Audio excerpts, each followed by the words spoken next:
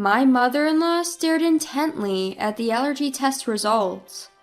The moment she confirmed our child's blood type, she started yelling, "You're the worst! This isn't our son's child! We're all blood type O!" She crumpled the test results and threw them on the floor in a frenzy. "I've thought something was off since you announced your pregnancy. You cheated! Divorce our son!" Quietly, I picked up the crumpled test results from the floor. Then I confirmed something instantly. "Yes, mother-in-law, he's not your son's child." My name is Kay Forrester, 34 years old. I live with my husband Jake in a rented apartment in New York, a workplace romance. Despite his busy work, Jake is a kind husband who actively helps with household chores. Even today when I came home, he had washed the frying pan and dishes used for breakfast.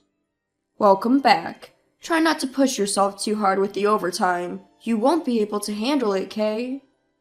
"I'm home, yeah, I know, but I can't just ignore them. I can't help it." While I was changing into my loungewear in the bedroom, a delicious smell wafted from the kitchen. Tonight's dinner appears to be my favorite, Jake's special fried chicken.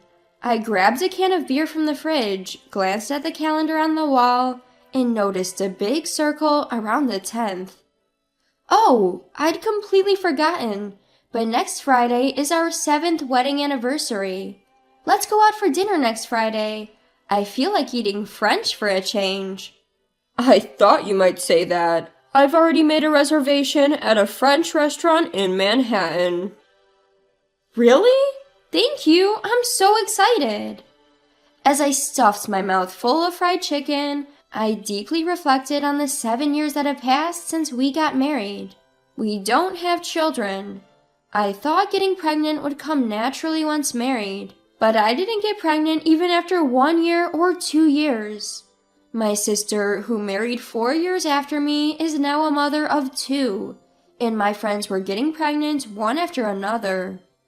In the first few years, I was not desperate, and I could truly rejoice in the pregnancy announcements of those close to me. But now, even the pregnancy announcements of celebrities who have nothing to do with me are overreacting. I'm disgusted with myself, who can't honestly rejoice at the happy reports of others. Why won't a baby come to us? My mobile search history was filled with keywords about pregnancy. Whenever I had free time, I couldn't help but thinking about having a baby.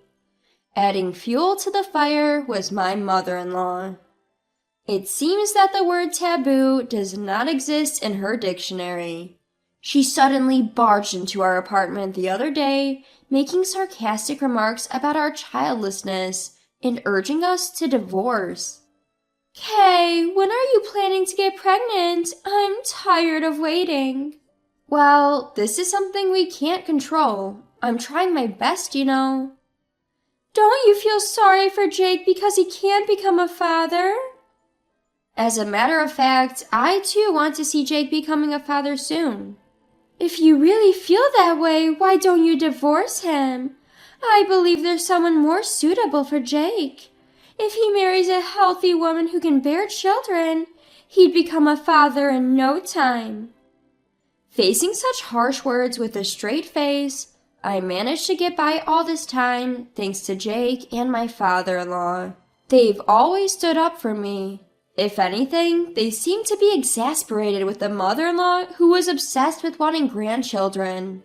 I made sure to keep a safe distance from her by not initiating contact, avoiding places she frequents, but doing the minimum on Mother's Day and her birthday.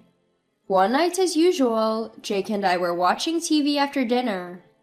I had been feeling a little feverish since morning and decided to check my temperature as I wasn't feeling quite right.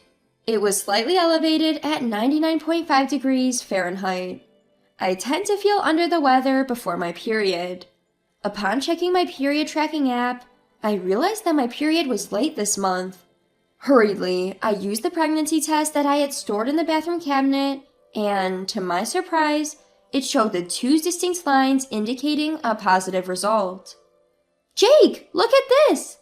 What? Does this mean you're pregnant? Yes, I'm pregnant! We're finally going to have a baby! Overwhelmed with joy, I burst into tears on the spot. I wondered how much time and money we had spent to reach this moment. After verifying the pregnancy test result multiple times, Jake hugged me tightly. Thank you for putting up with not drinking alcohol, smoking, or going to the sauna.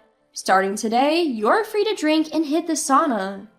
Nah, compared to the effort you've put in, Kay, my sacrifices are nothing. I'll hold off on the drinks until after you've safely given birth.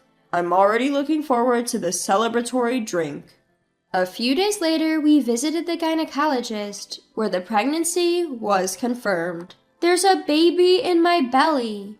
For the first time in my life, I experienced a strange yet warm feeling. I didn't care about the baby's gender. I just wished for it to be born healthy. I can still vividly recall the moment when I first felt my child's movement in my womb. Jake would touch my belly and talk to our baby every day. Hey, it's Daddy. Can't wait to meet you. Hey, no, it's too early for you to be born. Right. My bad. You need to stay in the belly a little longer. Entering my 8th month of pregnancy, I started my maternity leave and enjoyed a leisurely maternity life.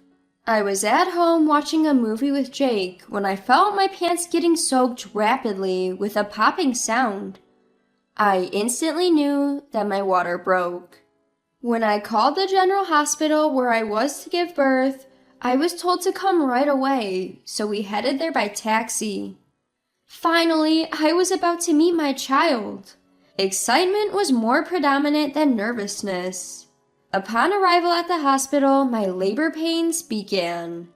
But that was just the start of a long battle. Hours went by without the baby descending, and I was at my physical and mental limit. I found myself screaming throughout the hospital. I can't do this anymore! It hurts! 15 minutes later, I was able to meet my baby. You did well, Kay. Jake said, patting my head as he cried.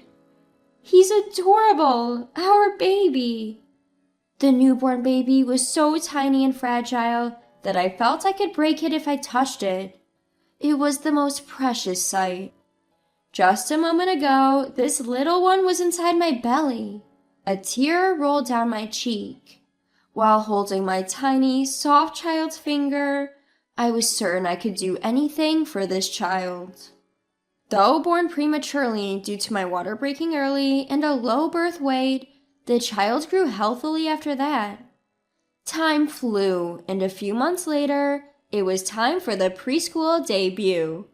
Hey, how about going to the shopping center next Saturday? We need to start buying stuff for preschool. What do we need?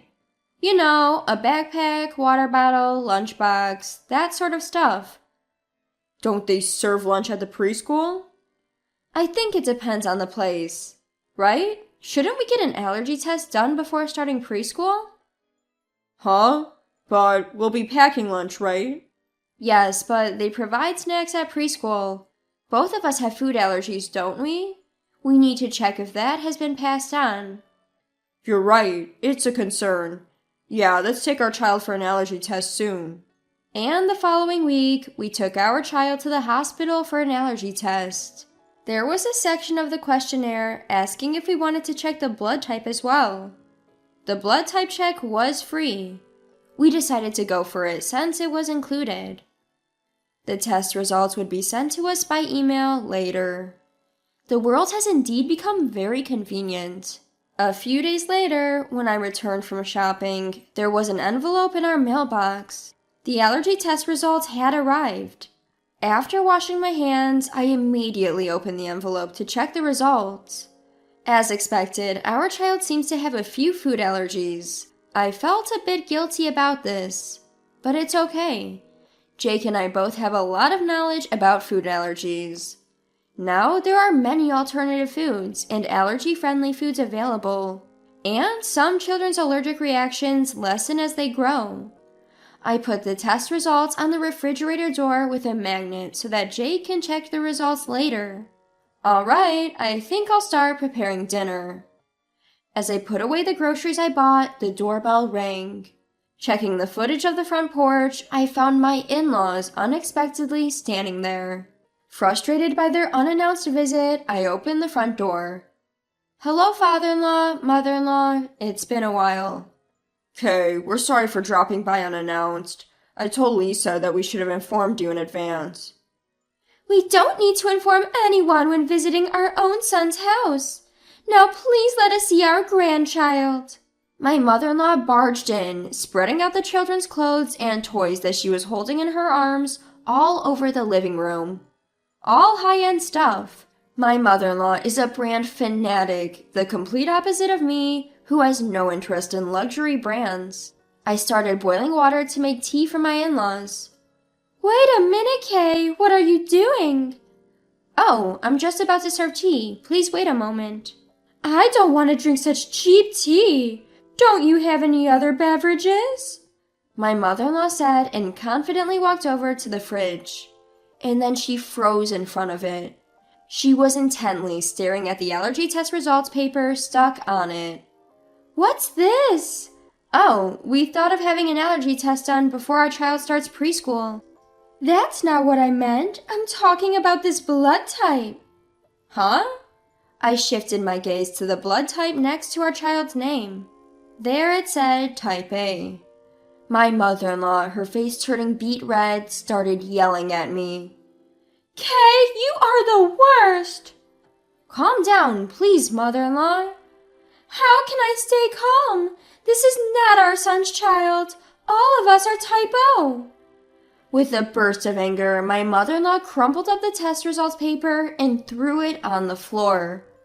I knew something was off when you announced your pregnancy. Kay, you cheated. I want you to divorce Jake. Of course we'll be seeking compensation. I calmly picked up the crumpled test result paper from the floor. And then I was certain of something. Actually, mother-in-law, it's the other way around. Jake is not your son. Jake has type A blood. Upon hearing this, my mother-in-law became enraged, claiming it was impossible because both she and my father-in-law have type O blood, accusing me of lying. She insisted that their son should also have type O blood, as per what she heard at the time of his birth. My mother-in-law was unaware that a newborn's blood type is not reliable and can change as they grow. Here's the proof, I said, seizing the moment to show her a piece of paper. It was the results of a blood test that my husband Jake had taken as part of our infertility treatment. His blood type unmistakably was A. Seeing this, my mother-in-law turned pale and silently sat down on a chair. She began to sweat coldly, obviously rattled. My usually quiet father-in-law spoke up. What does this mean, Lisa? There's a reason behind this. A reason? Are you going to make excuses? Stop messing around. This was the first time I had seen my father-in-law explode with such anger. I quickly told my child to go in the other room. Even if they couldn't understand yet, I didn't want them hearing this messy conversation. After a few minutes of silence, my mother-in-law, seemingly resigned, started to tell the truth through her tears. It dates back 30 years. Early in their marriage, my father-in-law often went on long business trips abroad. As he worked for a trading company, he had no choice but to accept these long assignments, no matter the circumstances. My mother-in-law, having moved away from her hometown after their marriage and finding herself with no friends nearby, ended up having an affair out of loneliness. And, shockingly, the other man was a junior colleague my father-in-law was fond of. It turns out Jake is the child born from the affair between my mother-in-law and her lover. How would Jake react when he learns the truth? I was only worried about him. However, Jake seemed surprisingly unfazed by the news. He never verbalized it, but he seemed to have known all along, from the fact that his face didn't look like his parents'. Since the day the shocking truth was revealed, I have not met with my mother-in-law at all. I once received an email from her, but I deleted it without even checking the content. Later, my father-in-law was outraged at being deceived for over 30 years and presented divorce papers to my mother-in-law. It was only natural. My mother-in-law, who had been unfaithful, had no right to refuse, and the divorce was successfully finalized. My mother-in-law, who had been living a luxurious life as a stay-at-home wife without working at all, relying on my father-in-law, seems to be struggling with her livelihood. I wonder if she's looking for a job now. I wonder if there's a place where my mother-in-law can work. Well, it's none of my business. When I think about what my mother-in-law did to my father-in-law and the various abusive words she threw at me, there's no room for sympathy. On the other hand, the relationship between my father-in-law and my husband Jake is fortunately still good. It was all my mother-in-law's fault, and Jake did nothing wrong. Even if there's no blood connection, after 30 years of raising him, he's truly my son, my father-in-law told Jake. Despite the divorce from my mother-in-law, my father-in-law continues to be kind to not only Jake, but also me and our child. He takes us out to eat once a month and even bought souvenirs for us from a recent trip. Before, every time I woke up in bed in the morning, I used to wonder what kind of unpleasant things would happen that day. But now, every time I wake up in the morning, I look forward to what wonderful things will happen. My world is beginning to be colored. Another new day begins today. I wake up my husband and child, prepare breakfast and pack lunches, and change their clothes. There are a lot of things to do. Surrounded by my beloved family, I am very happy.